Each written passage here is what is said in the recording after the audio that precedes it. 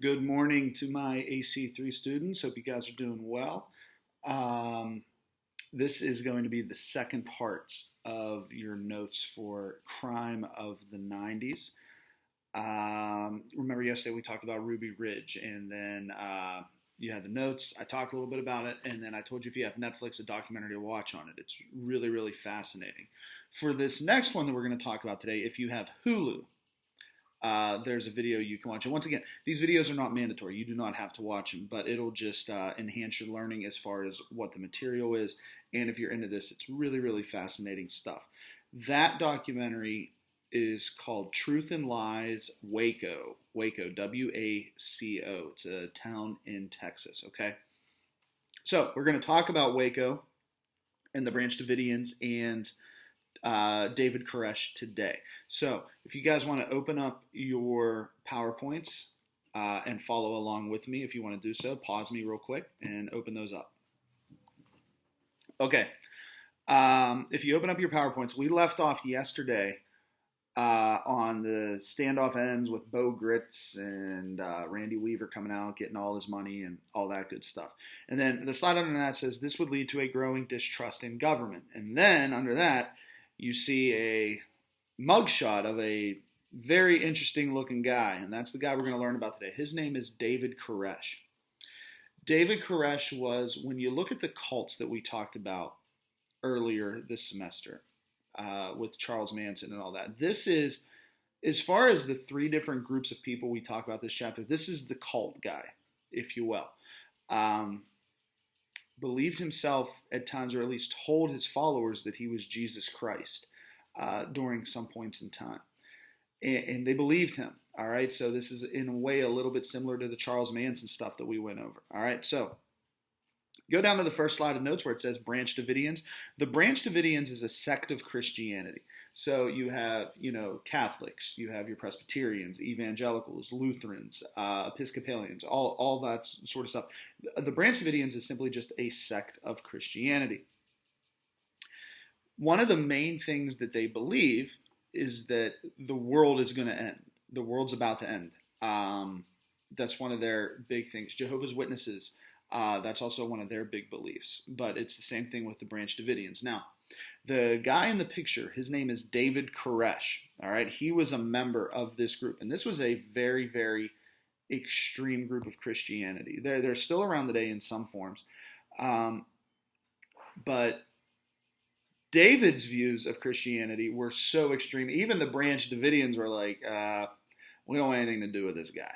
So they kind of kick him out. They even say, "You're too weird even for us," if you will. Okay. So they felt that his views were too extreme, and he ends up forming his own version of the Branch Davidians. And they move their compound to Waco, Texas. Okay. It's not really a little town. It's kind of in the middle of like a little town in the city, if you will. Now, in the compound in Waco, he kept a large stockpile of ammunition, which is weird if your compound is going to be for a church, to praise God, to praise Jesus, those sorts of things. It's kind of weird that you're having a boatload of weapons and ammunition in there. Well, David said, hey, we need this for the upcoming apocalypse because there's going to be giant war, all these sorts of things, so we needed to defend ourselves. And his followers believed everything he said, so they're like, all right, hey, sounds good, man. He also had dozens of wives and children in the compound. He didn't really believe in or that he should be married to only one person. He felt that if you were a member of the church, all of you had to give yourselves to him. It's kind of like a guy we talked about earlier. Remember Jim Jones? So he had dozens and dozens of children and a number of wives. He told them that God told him to do this. So a lot of them went along with it. They said, well, if God told him to do it and Koresh is Christ-like, then we're going to go along with it. So there was very few issues. Even to the point where, let's say a husband and wife would join the church, right? Once they joined the church, like David would tell the husband straight up, like, your wife is now my wife. And you can still be with her. She's still kind of your wife too, but she's also mine now. And a lot of the people went along with it. Okay, so next slide here, where it says siege. On February 28th, 1993, the ATF raids the compound. ATF is alcohol, tobacco, and firearms. The reason they do this is because they're hearing stories of the multiple wives. They're hearing rumors of rape, those sorts of things, and the huge stockpile of ammunition. So they end up going into the compound to investigate it. Well, what happens is a big shootout. 4 ATF agents and 6 Branch Davidians end up being killed in this shootout. And now keep in mind when we move on here, this is just day one of this standoff. This standoff ends up lasting for a pretty long time. And like I said, if you guys have Hulu, you'll be able to check it out. Even if you don't, tomorrow when I give you the notes, there's another documentary on Netflix that you can check out that really focuses on Oklahoma City, which is what we're going to talk about tomorrow. But there's a big chunk of it that deals with Waco as well. So 4 ATF agents are killed, 6 Branch Davidians are killed. And then finally, Koresh is talking to the ATF agents. The ATF agents agree to pull back. They don't agree to leave, but they agree to pull back. This ends up starting a 51-day standoff between the Branch Davidians in Waco and essentially the U.S. government. It's kind of starting to sound a little familiar with the Ruby Ridge stuff that we talked about yesterday, right? Hundreds of people flock to Waco, Texas in support of David Koresh, all right? Not because they necessarily believe his views, not because they necessarily agree with the things he's saying, but once again, is this the government overstepping its bounds again? And he has a lot of supporters, including a young man who just recently came back from Iraq in the first Persian Gulf War, Timothy McVeigh, who we will be discussing in detail tomorrow. Okay? All right, so next slide is the last slide of notes for Waco. All right, but once again, if you have Hulu, I'm telling you, Truth and Lies, Waco. If you don't have Hulu, if you just have YouTube, just type in Waco documentary, David Koresh. You'll see a lot of videos, a lot of interesting things on there. It's a very, very fascinating story.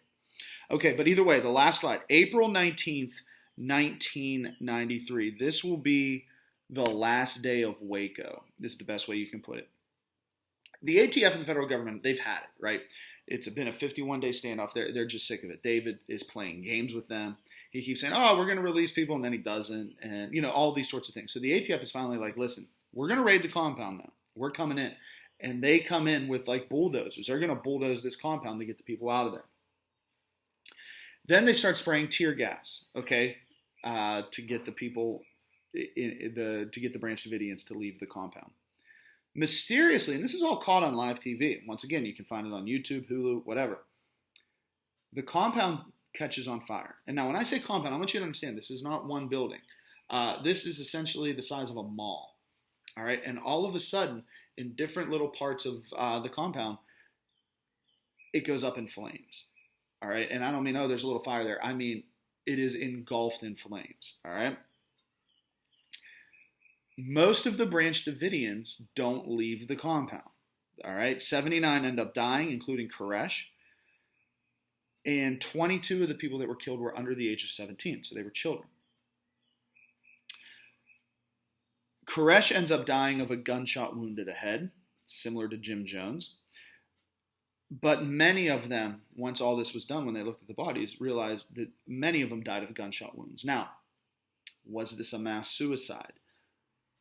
Or were these people trying to leave and Koresh and his generals were killing them because they were trying to escape? We don't really know. It also leads us to another debate. Who started the fire?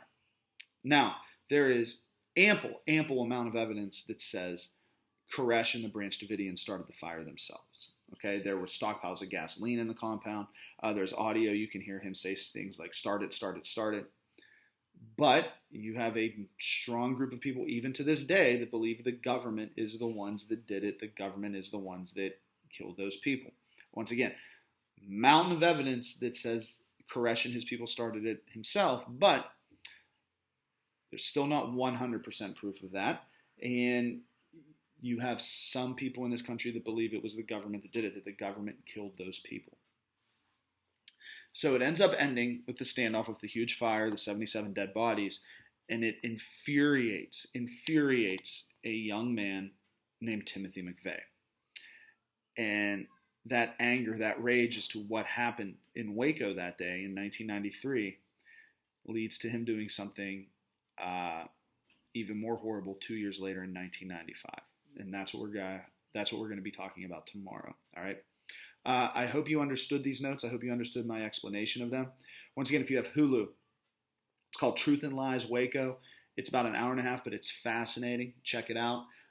Once again, none of the questions on the documentary are going to be on the test, so you don't have to worry about that. I don't want you to think, oh, I don't have Netflix, I don't have Hulu. How am I going to answer these questions? Questions are straight from the notes. Questions are straight from me. All right, so you don't have to worry about that, but it's just something that will enhance your understanding of the topics, okay? Guys, have a great day. Tomorrow we are going to be talking about Timothy McVeigh and the bombing in Oklahoma City. All right, see you guys tomorrow. Take care.